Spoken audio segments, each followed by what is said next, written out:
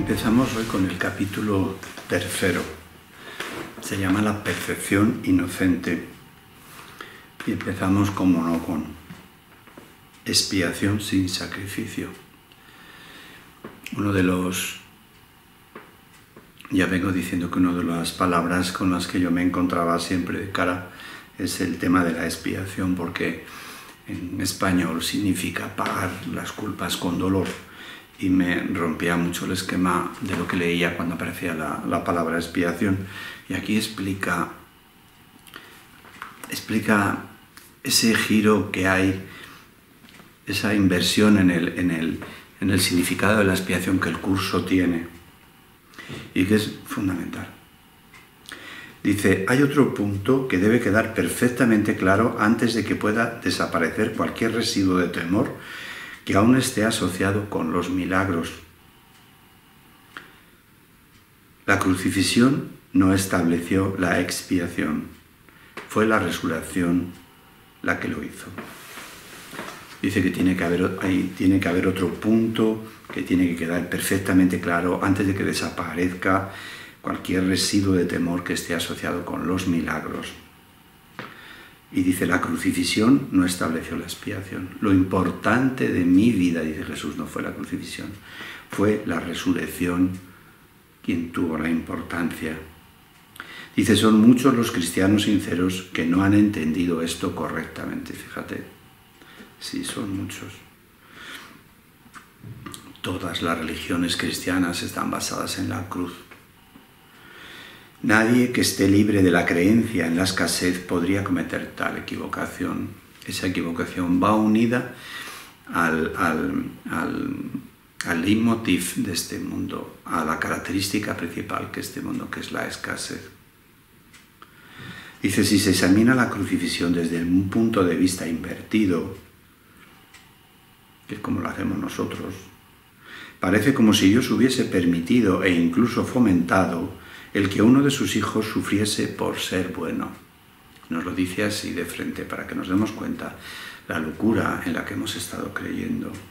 Si se examina la crucifixión desde un punto de vista invertido, dándole la vuelta, que es lo que hacemos, parece como si Dios hubiese permitido e incluso fomentado el que uno de sus hijos sufriese por ser bueno.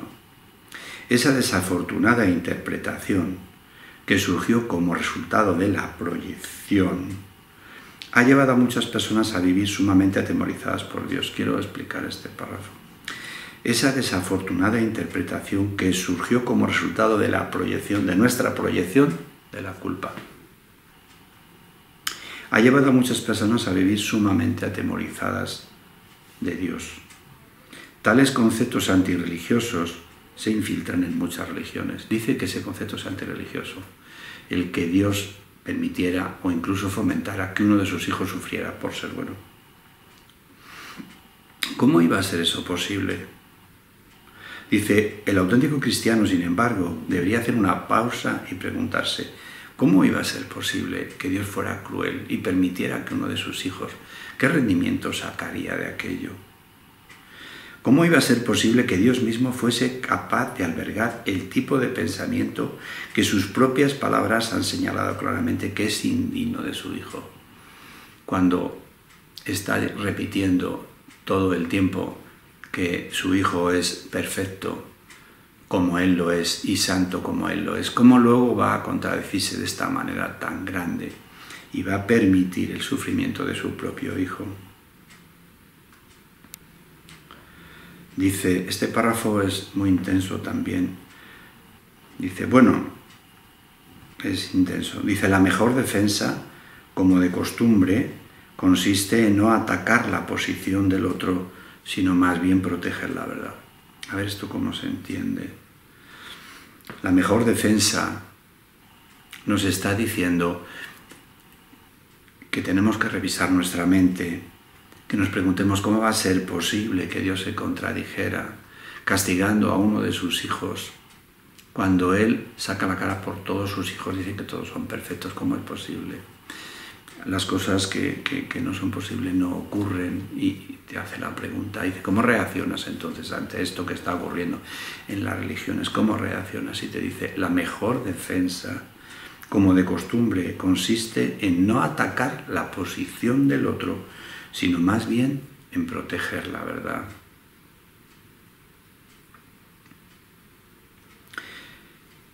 ¿Qué quiere decir? A nosotros cuando veamos este error, el movimiento que tenemos que hacer no es descalificar a la otra persona que sigue siendo el Santo Hijo de Dios, sino de proteger la verdad. Esto me llama a mí la atención. La verdad necesita protección, la verdad. En algunos sitios dice la verdad no necesita protección, pero aquí se refiere a que si estamos viendo nosotros el error en la otra parte, no ataquemos al hermano, pero sí protejamos la verdad en nuestra mente. Es decir, no dejemos pasar ese error sin rectificarlo. No dejemos pasar ese error sin cuestionarlo. No lo dejemos pasar. Vuelvo a repetir, la mejor defensa, como de costumbre, consiste en no atacar la posición del otro. Al otro no hay que atacarlo, pero sí defender la verdad. Y parece que esto contradijera en algunas partes del curso donde dice que la verdad no necesita defensa, pero sí necesita, la verdad que es tan floja en nuestra mente, sí necesita apoyo en nuestra mente, porque la verdad en nuestra mente no está completamente asentada.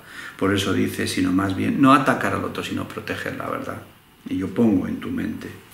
Dice, no es muestra de sensatez aceptar un concepto si para justificarlo tienes que invertir todo un marco de referencia.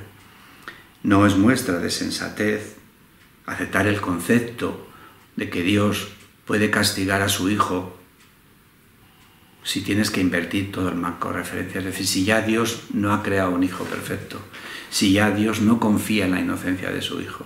No es correcto aceptar algo si tienes que cambiar todo el marco de referencia que te estás aprendiendo.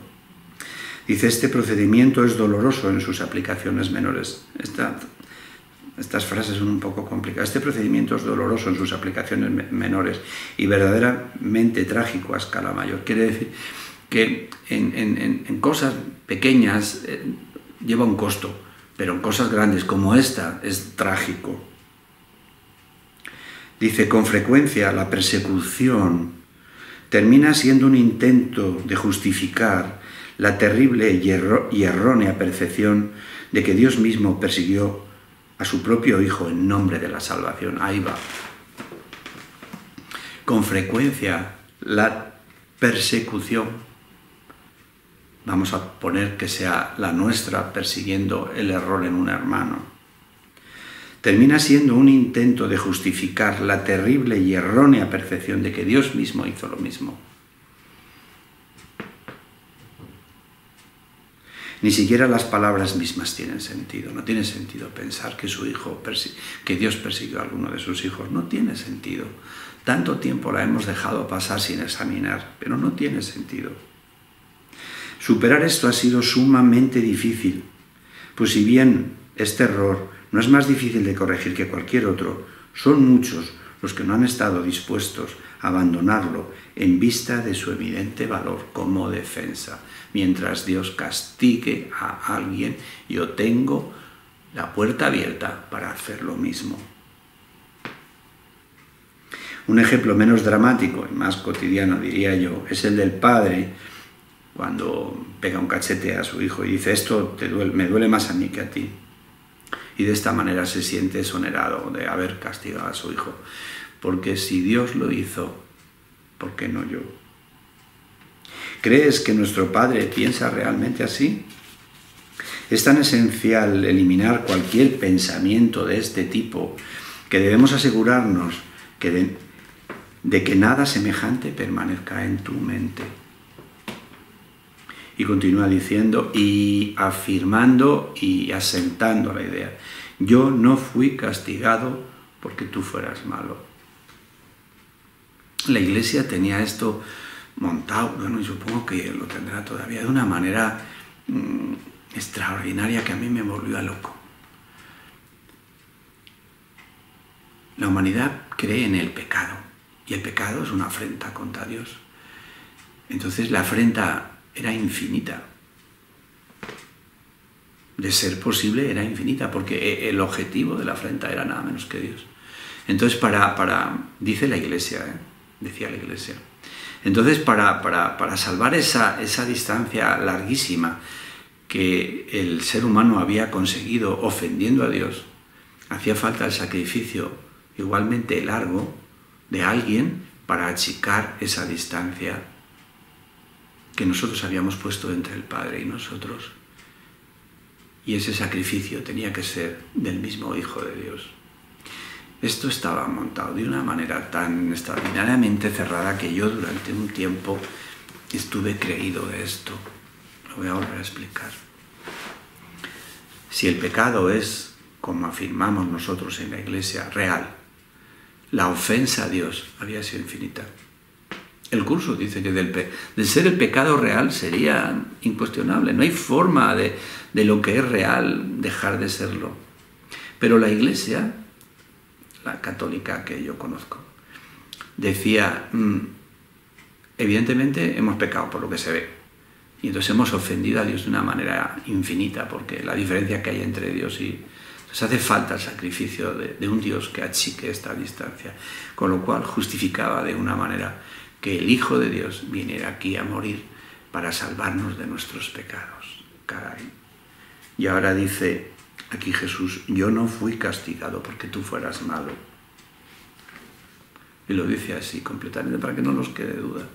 Independientemente de que luego nos cueste mucho empezar a razonar.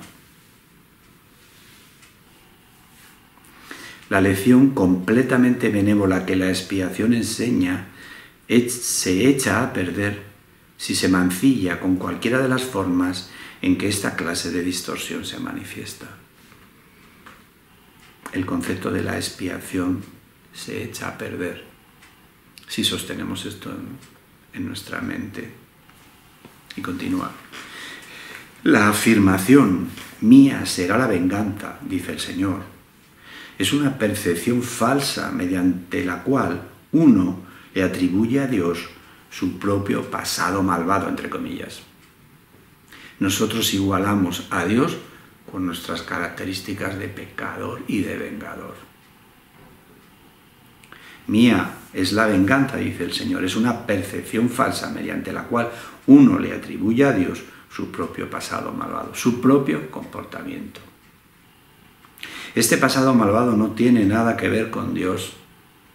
Él no lo creó ni tampoco lo sustenta. Dios no cree en el castigo. Mira qué clarito. Dios no cree en el castigo.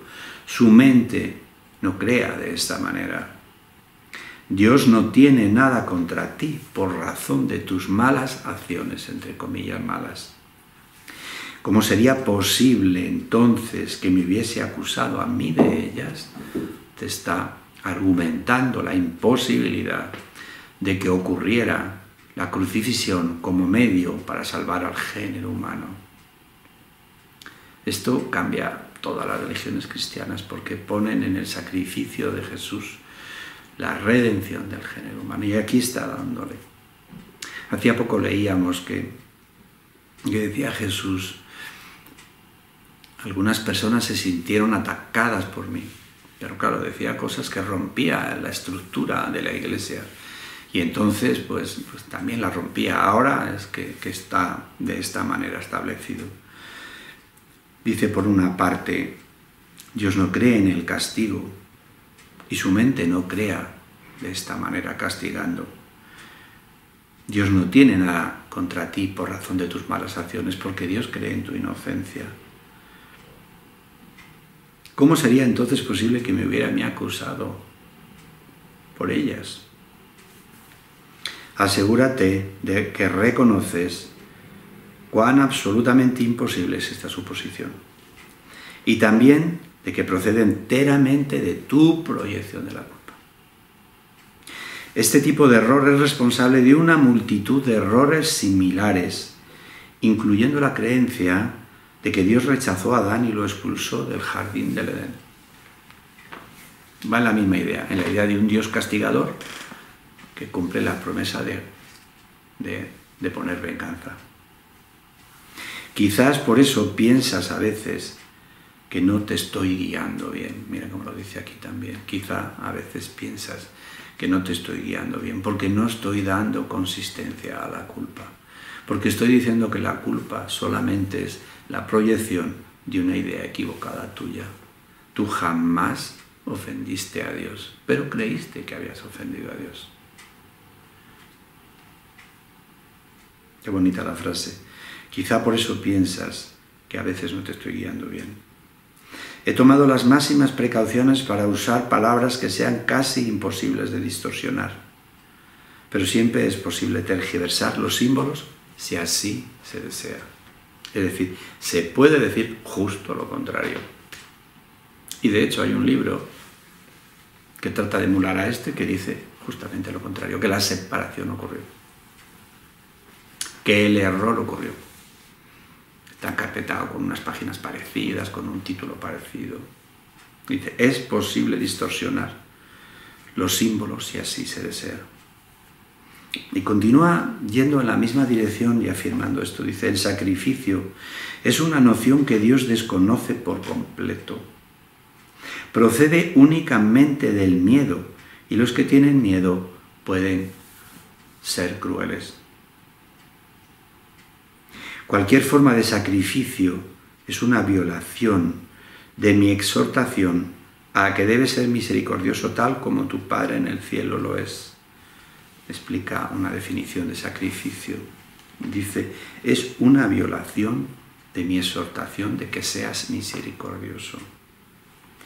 Y el sacrificio es con otro y con uno. Tú tienes que ser misericordioso contigo también.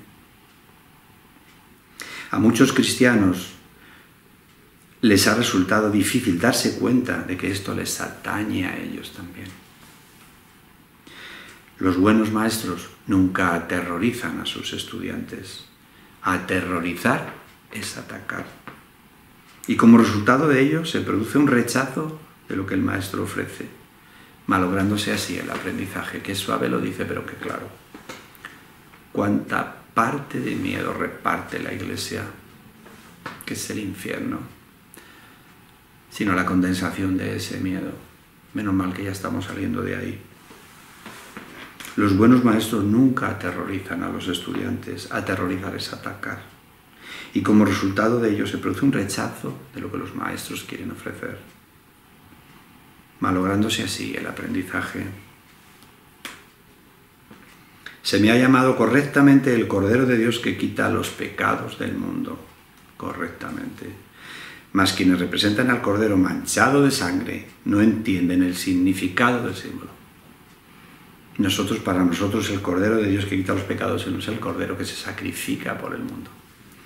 Entonces, la imagen está bien, lo que no está bien es el Cordero muerto. Porque Dios no pide sangre. Confundir a Dios con los ídolos a los que se les ha sacrificado en vidas humanas es... Cuando lo ves así, pero es que nosotros hemos estado haciendo nada menos porque aquellos sacerdotes de América precolombina mataban a los enemigos que capturaban, pero es que los cristianos matamos al Hijo de Dios. Yo cuando me di cuenta de que éramos exactamente igual que los dioses griegos, que los dioses que ridiculizábamos en las culturas antiguas, pues me di cuenta que es que era la misma cosa, solo que es una cultura que habíamos aceptado, pero nada más. Se me ha llamado correctamente el Cordero de Dios que quita los pecados del mundo, mas quienes representan al Cordero manchado de sangre no entienden el significado del símbolo. Si se entiende correctamente, es un símbolo muy simple que habla de mi inocencia. El Cordero es la inocencia. Y el Cordero y el león juntos, tendidos, el uno junto al otro, simbolizan que la fuerza y la inocencia no están en conflicto, sino que son consecuencia una de la otra, sino que coexisten nuevamente en paz. Y continúa con las frases de la Biblia. Dice, bienaventurados los puros de corazón porque ellos verán a Dios. Es otra forma de decir lo mismo. Una mente pura conoce la verdad. Y en eso radica su fuerza. En la verdad, que no puede ser atacada, malversada, no confunde la destrucción con la inocencia, porque asocia la inocencia con la fuerza y no con la debilidad. Una mente pura conoce la verdad y en eso radica su fuerza. No confunde la destrucción con la inocencia, porque asocia la inocencia con la fuerza y en eso y no en la debilidad. La inocencia es incapaz de sacrificar nada, porque la mente inocente dispone de todo y solo se esfuerza por proteger su plenitud. La inocencia es incapaz de sacrificar nada, porque la mente inocente dispone de todo y solo se esfuerza por proteger su plenitud. No puede proyectar, la inocencia no puede proyectar. Tan solo puede honrar a otras mentes, porque honrar a otras es el saludo natural de los verdaderamente amados hacia los que son como ellos. La inocencia es incapaz de sacrificar, porque la inocencia dispone de todo y solo se esfuerza en proteger su plenitud. No puede proyectar. Tan solo puede honrar a otras mentes que son como él. El Cordero quita los pecados del mundo en el sentido de que el estado de inocencia o gracia es uno en el que el significado de la expiación es completamente obvio. La inocencia frente a cualquier otra cosa solo ve inocencia. Y ese es el mecanismo de la expiación. Lo inocente solo puede ver inocencia. Y ese es el mecanismo de la expiación. La expiación carece por completo de ambigüedad. Es perfectamente inequívoca porque existe en la luz.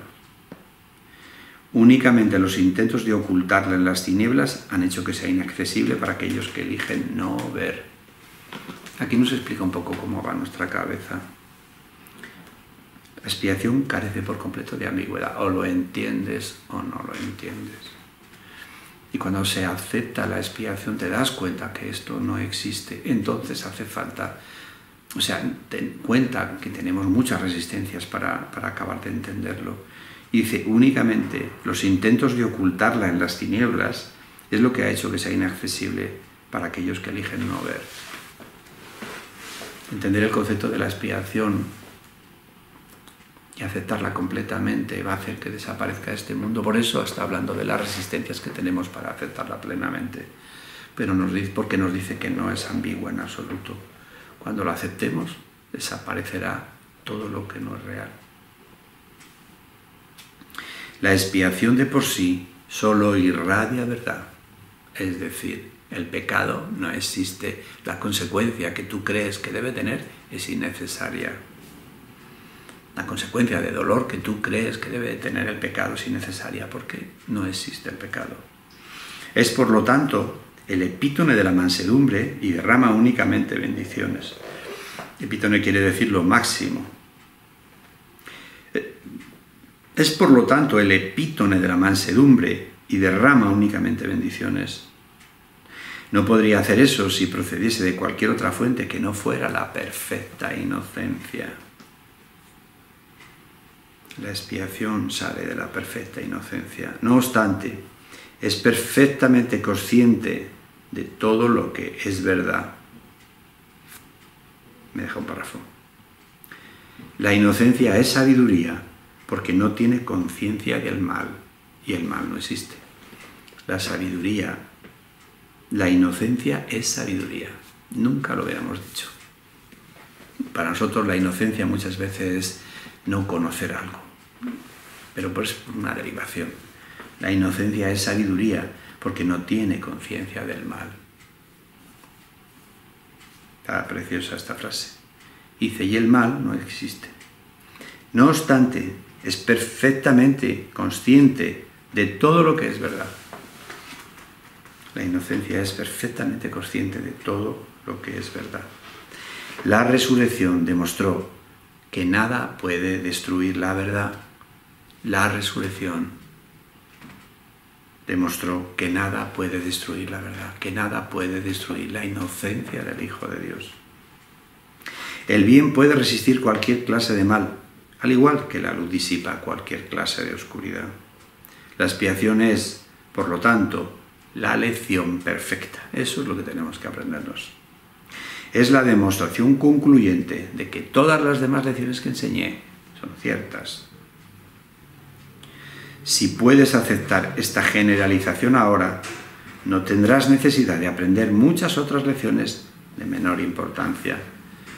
Si puedes aceptar esta generalización ahora, no tendrás necesidad de aprender muchas otras lecciones de menor importancia. Basta con que creas esto para que te liberes de todos tus errores. Y para acabar, continúa diciendo, la inocencia de Dios es el verdadero estado mental de su Hijo. La inocencia de Dios es el verdadero estado mental de su Hijo, no la culpa ni el pecado, la inocencia. En ese estado tu mente conoce a Dios, pues Dios no es algo simbólico. En el estado de inocencia, el estado mental, dice, se conoce a Dios, pues Dios no es algo simbólico. Dios es un hecho, que nos cuesta ir hasta ese punto. Dios no es algo simbólico, Dios es un hecho. Creemos que solo es hecho lo que podemos pellizcar. Cuando conoces a su Hijo tal como es, te das cuenta de que la expiación y no el sacrificio es la única ofrenda apropiada para el altar de Dios, en el que solo la perfección tiene cabida. El entendimiento de los inocentes es la verdad. Por eso es por lo que sus altares son verdaderamente radiantes. Una lección estupenda en la que está hablando de que por mucho que hayamos estudiado otra cosa diferente y hayamos tratado de aprenderlo, el Hijo de Dios sigue siendo inocente. Y en ningún momento el Padre cambió la opinión sobre la inocencia del Hijo de Dios. Y si no cambió la inocencia, y si no cambió la conciencia de la inocencia en la mente del Padre, lo de que mataran a Jesús para liberarnos a nosotros de nuestra culpa es una perversión tan brutal que no vale la pena ni extendernos en ella. El Hijo de Dios es inocente y Dios no crea de esa manera, castigando a sus hijos. Es una lección importante y para romper un poco con la idea del sacrificio que Jesús hizo para acortar la distancia que había entre el hombre y Dios. Nunca hubo culpa, nunca hubo sacrificio por la culpa. Y no es la crucifixión, por tanto, lo importante, sino la resurrección de la mente de Jesús. Hablaremos más adelante sobre esto, la resurrección de la mente de Jesús. Jesús resucitó completamente su mente y su cuerpo a continuación no tenía ningún problema en hacer lo que le dijeran. Aparecer, desaparecer, cualquier tipo de milagro que quisiera hacer. Hasta la próxima, un milagro para todos vosotros en nombre de Jesús.